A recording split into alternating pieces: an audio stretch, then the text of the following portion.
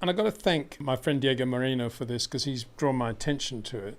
Not that I normally get involved in this sort of stuff, but I think it's probably quite a big deal. And that is Elias Ayub, who is the son-in-law of Carlos Slim, who's one of the wealthiest men in the world, Mexican, and through Checo is one of the sponsors of Red Bull. After Spa, he did a big TV interview on Fox Latin America, run by my friend Felipe Mago, good guy. And these are some of the things he said. Verstappen can't make such a difference. Such a difference can't be made by only one driver. Max's car has to be much quicker than the other. As you would imagine, the Mexican media have got right on the back of that. And they're really, really going for it. And Checo, I'm sure, will, in his own quiet way, be fanning the flames in the background. But of course, none of it's real. But even if it was real, well, even if you wanted to try to understand the point of view, let's put it that way, where and how are they actually messing around with Checo's car and not giving him a proper race car? What are they doing? Well, apparently they say that they think they're giving him old bits, old parts, and the car's overweight, and, well, that's it really. I can't think they can think of any more than that.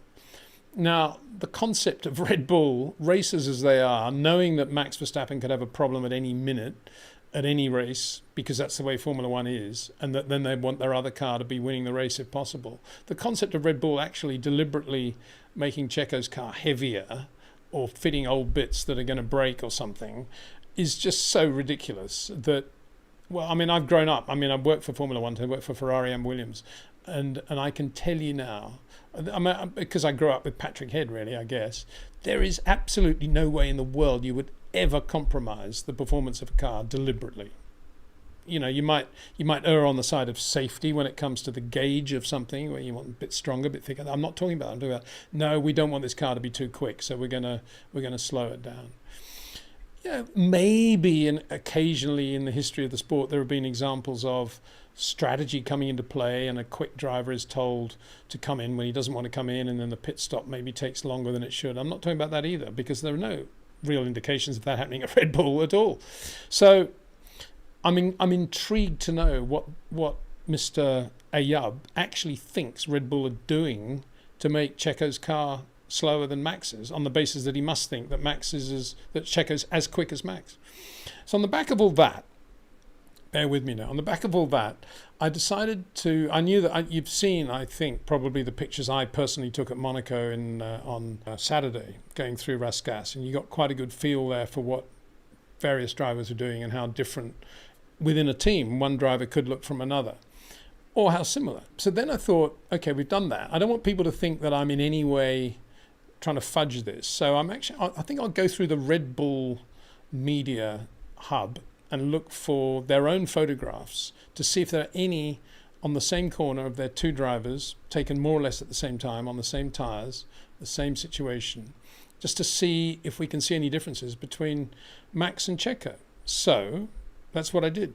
And this is what I came up with. This is the first one, right? This is, and it's a looping thing, so we can come back. This is the entry, you'll probably recognize, the entry to turn 10 in Bahrain. And these are Red Bull photographs, right?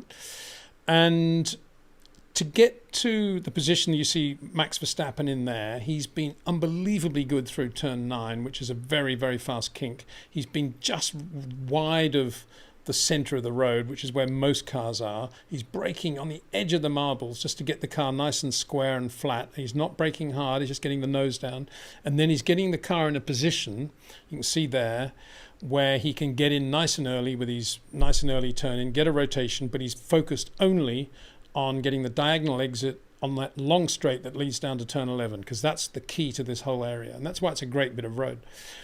And if you look at Checo now, and it's just looping now, you can see there, car number 11, you can see how much further he has gone to the outside of the corner and how much longer he's making the corner, because that's just the way he drives. That's his feel for the corner. He's thinking of a sort of geometric, slightly late apex to the corner, because that's what he loves to do, have a slightly later apex, perhaps even than the geometrical apex, because he's so good on traction, so good at getting the power down, and that's where he's thinking of here. But Max is using less road. He's putting less energy through the tyres going into the corner, so he's going to have better tyre management straight away on the front for sure. And he's going to get a straighter exit sooner than Sergio Perez. And that's just one corner on one circuit. And that's both from the Red Bull Media Hub, and it's pretty clear. But, okay, that's not the only thing. Let's have a look up close now, just to make sure we can see the differences. That's how far Max is. You can see the red dotted line there from the white line as he's going in. Look where Sergio Perez is. He's absolutely on the white line. And what does that begin to tell you and remind you of? That shunt he had first lap out of the pits on the Friday in Hungary. He came out of turn 4, had load on the car. The next corner's a right-hander, so he has a load on the car there. He goes back the other way, swings it there, catches the grass and crashes. And that's because that is the way he drives. He always drives on the edge, but he's got load on the car like that. And whereas Max is completely the other way. You know, he's staying he's not deliberately keeping off the white line. It's just, why do I need to be near the white line? I'm getting into the corner to get my transition done. Massive difference in approach. And, I'd be interested to get Mr. Ayoub's opinion of this. He'd probably say, oh, well, that's because Max's car is set up to do that or something. I don't know. And then I went further. Okay, this is still Bahrain. And this is now approaching turn 11. They're at the end of that long straight after turn 10. And again, this is a loop vid. And this is to show, there's two different shots of Checo there. Look where he's turning in, because he wants a really wide entry, long corner. He wants to have a really wide approach to the apex, and he wants to get on the power.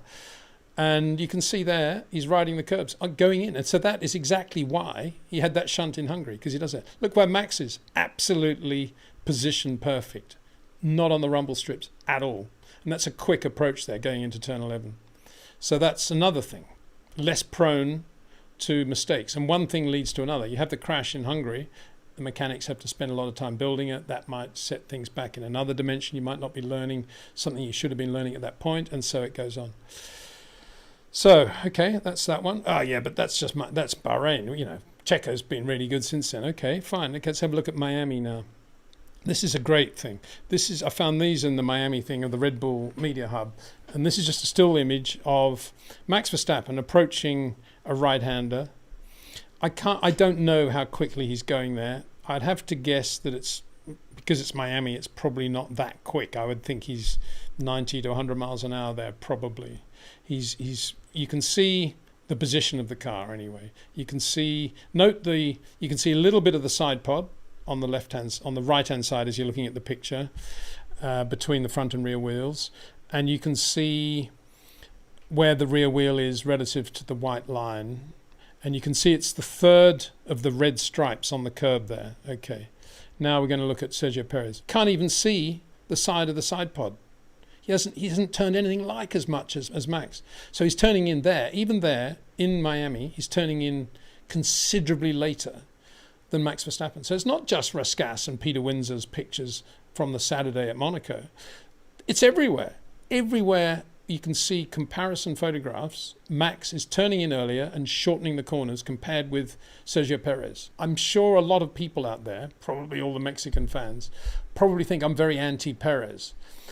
The reason I go on about this is because he is the yardstick, the only yardstick in the world in which we can accurately compare with Max Verstappen, because they're in the same team, they're driving the same cars. So it's pretty logical that you'd always be comparing the two. Now, I'd love to look at some pictures that show how good Perez is with his power application and his traction out of slow corners particularly. But there weren't any from Baku, direct comparison pictures of that. So I couldn't do it. But this is not to be anti-Sergio. This is to show, actually, how good Max Verstappen is. Because Sergio Perez is a pretty seriously good racing driver. And look at how different Max is. I mean, it is just astonishing, really, what he does with the car compared with Perez. Look at that. He's already getting into a much earlier apex. Okay, and then, again, lest anybody think, oh, well, you still got a fixation about Red Bull. I thought, well, the only other team that'll be organised enough probably to have these sorts of pictures in their media hub will be Ferrari. So I had a look at Ferrari's pictures today. This is Charles Leclerc on the Saturday. Look at that. He's heading for what Jim Clark would call a false apex. There's no way in the world where he's heading that is the geometrical apex of that corner. Look what Carlos Sainz is doing. He's heading down to the geometric apex. He's making the corner much longer, got a much wider approach. Let's go back to Charles. Look at that. And again, exactly the same position, same tyres, Pirelli reds, and look at the difference in position of the car on the circuit. So going back to Mr. Ayoub, I think the question is, please advise. Because if he thinks that even despite doing all those differences, has all those differences between Sergio and Max, that Sergio is as good and as quick as Max, and it's got to be the car, then I'd like him to explain how Perez does that.